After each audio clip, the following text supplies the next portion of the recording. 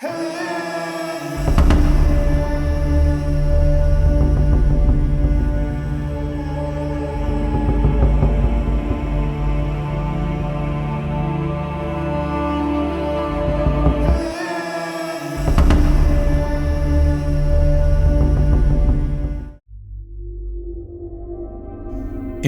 the stark contrast of life. A king on one day, paraded as a slave through enemy streets on the next day. Picture a family filled with happiness and loved ones, torn apart forcibly, each member sold to different masters overnight. This isn't a mere hypothesis, but a harsh, often overlooked reality endured by Hindu kings and commoners alike in medieval India under the rule and the attacks of Islamic monarchs, a story that remains one of the most neglected topics in secular India. It is the story of Hindu slaves.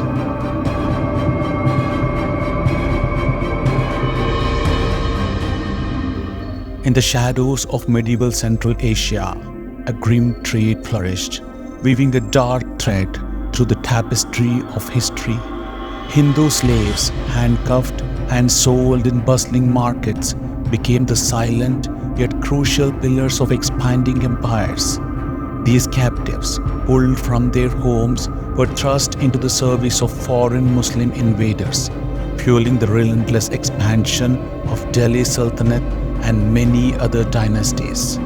Their labor and resilience, forged in the crucible of oppression, became the bedrock upon which these mighty empires were built, leaving an indelible mark on the rise of Islamic rule and the fall of Hindu empires.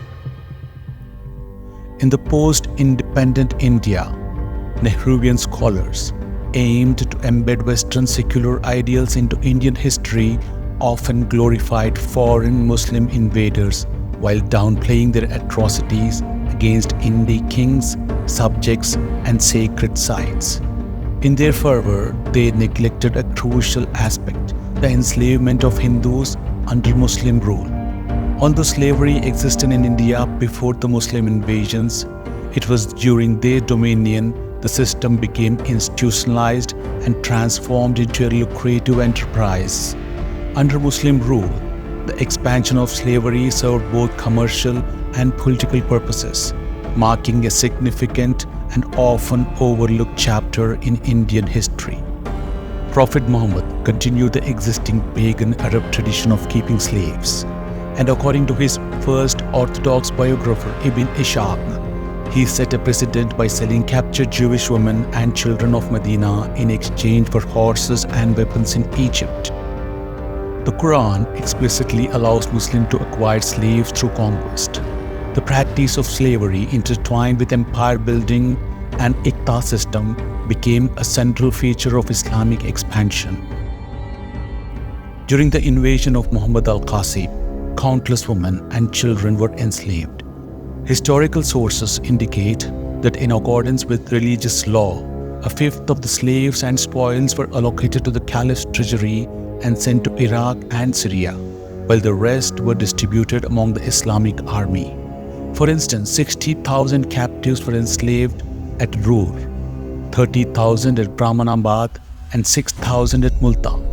Slave raids continued during the late Umayyad period in Sindh and extended further into regions like Ujjain and Malwa.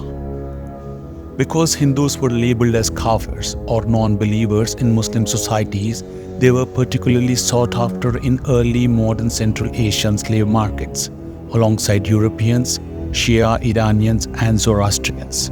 The demand of Hindu slaves was so high that Muslim rulers in India granted Hindus the status of dhimmi, or protected, for practical reasons despite its moral implications. The significant presence of Hindu slaves in medieval and early modern Central Asia has often been overlooked by Indian historical narratives.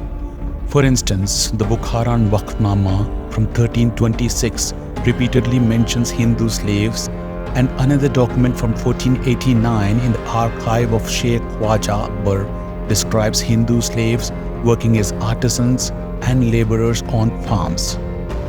Additionally, historical records note the presence of Hindu slaves among Turkic pastoral groups, such as in the accounts of Uzbek ruler Shibhani Khan's victory over Tanish Sultan. Hindus were transported to Central Asian slave markets in large numbers through various means. According to commercial records, many slaves were moved by caravan traders who either bought them directly or acquired them through barter, exchanging goods such as horses.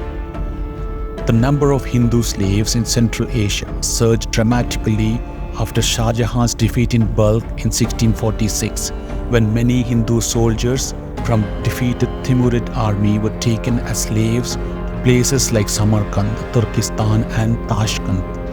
The influx was so significant that the price of 33-year-old Hindu male slave in Samarkand, which was 225 tanga in 1589, dropped to as low as 84 tanga after 1647 defeat.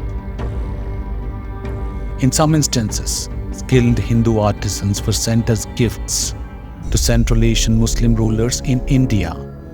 Badr al-Din Kashmiri recorded that Emperor Akbar gifted 4 Hindu masons as slaves to Bukharan ruler Abd Allah Khan too.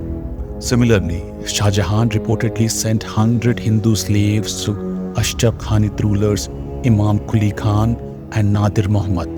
Hindu travelers and traders en route to Central Asia were often kidnapped and forcibly sold as slaves, with historical accounts documenting hundreds of Hindu families being forced into bonded laborers.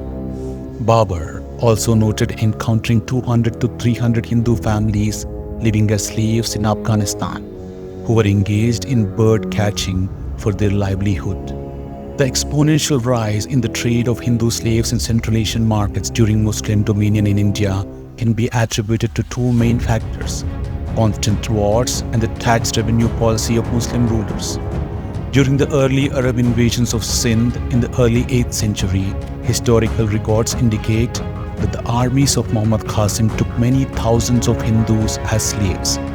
This practice of enslaving Hindu prisoners became even more prominent during the later Turco-Afghan invasions of the Indian subcontinent.